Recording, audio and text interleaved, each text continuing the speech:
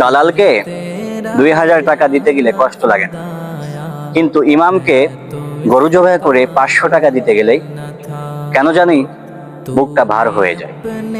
আমরা কি ভুলে যাচ্ছি কে আমাদেরকে নামাজ পড়ান, দোয়া করেন, কে আমাদেরকে বছরের পর বছর দিনের কথাগুলো শোনান, এমনকি কুরবানির পূর্বে কে আমাদেরকে কুরবানি সহিশুদ্ধ কিভাবে হবে এই মাসলাগুলো বলে যান। একজন ইমামকে হাদিয়া দেওয়া দয়া নয়, এটা তার হক। রাসূল সাল্লাল্লাহু আলাইহি ওয়াসাল্লাম বলেছেন, শ্রমিকের ঘাম শুকানোর পূর্বেই পারিশ্রমিক দিয়ে দাও। ইবনে মাজাহ।